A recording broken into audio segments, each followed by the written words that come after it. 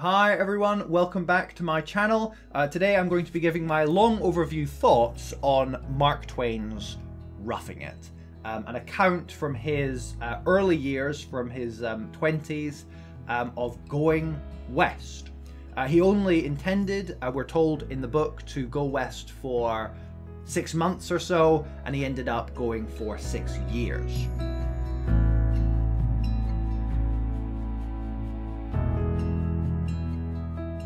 So the book starts in 1861, the year the American Civil War began. So in a way, Mark Twain's going west is a way of him getting away from all that messiness, getting away from the Civil War. Actually, Mark Twain did serve as a Confederate soldier, an ill-advised decision, for 2 short weeks, before, I guess, realizing the mistake he'd made and instead getting on a stagecoach and heading west. The reason he's heading west is his brother has just been appointed the governor of a territory, of the Nevada territory, and he is going to be accompanying his brother in order to help him in any administrative tasks that he may have for him. So, of course, this notion of going west, has a kind of romantic quality within the American imagination. It's this idea of being a pioneer, going out west to make your fortune, to seize the American dream. And that is more or less what the book is about. It's Mark Twain setting out in his 20s in order to make something of himself, in order to win his fortune. And what we get in the book is a series of attempts by Mark Twain to do that, to make his fortune. A series of failed attempts, ultimately, until we get the book itself, which begins his journey, basically, into becoming the literary figure that he became. So, in a way, this is kind of travelogue, diary style, but it's clearly heavily fictionalized, to the point where, Mark Twain is presenting himself with a particular persona, and he is presenting the West to fit within the confines of a recognizable persona as well. There's definitely a lot of fictionalized elements here at play. So the book was originally sold in a serial form, an episodic form. So each chapter was, given in a magazine. So you literally bought the subscription service up front for 600 pages, as it was originally advertised for, and you would receive each chapter as they were written. And that is a way of structuring the book, which probably seemed like a good idea to Mark Twain at the time. It obviously gave him some money up front, but it does, Mark Twain struggles with the format. In the same way that at school, when we're writing essays, we may start to kind of pad the essays as you get further and further along just to make up the word count. You very much do get that sense with this book. The first half of the book seems much tighter and considered.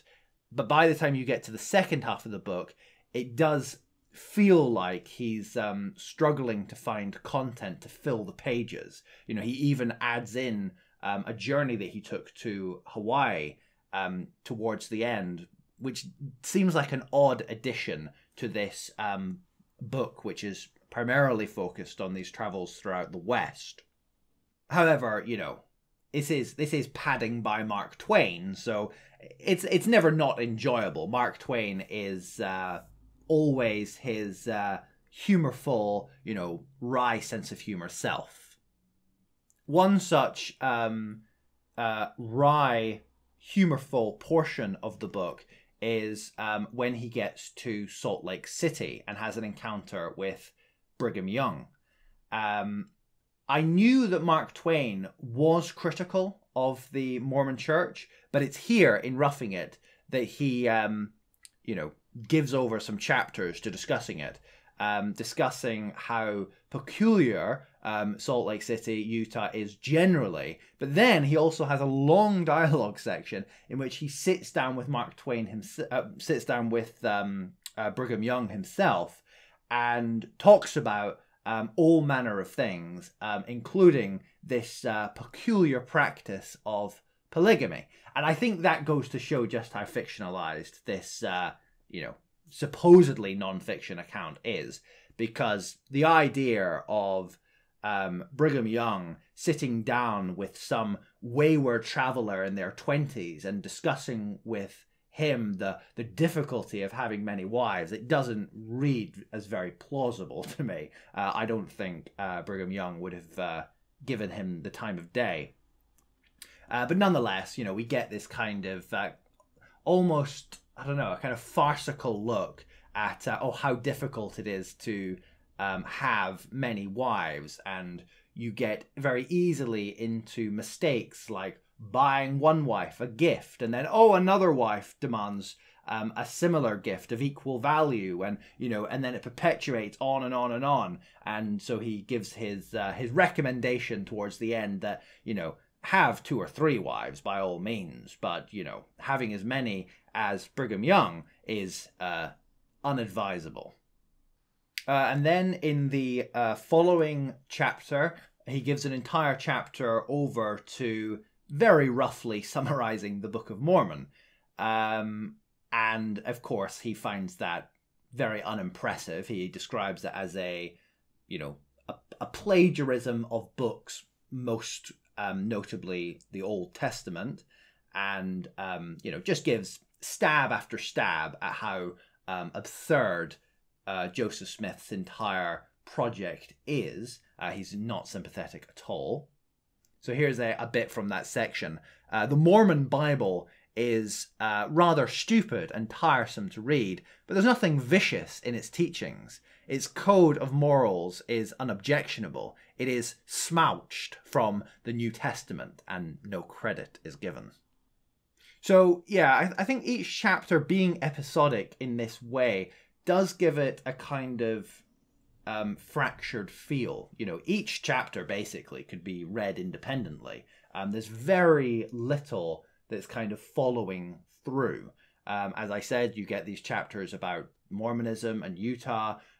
You get chapters early on just about the difficulties of traveling by stagecoach west. You get chapters about his gold prospecting. He attempted to, capitalize on the gold rush in that area in Nevada at the time. There's some real estate speculation he gets involved in. He has periods in which he's helping his brother in administrative tasks. That doesn't really go anywhere. There's a section about him trying to become a cowboy. And of course, he's kind of presenting himself as a rather naive Yankee, being duped by,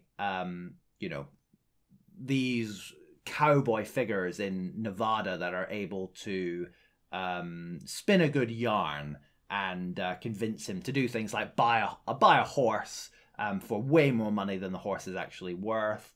And it turns out that this horse is so wild and out of control, he's unable to control it and get on anyway. So it's those type of stories going throughout.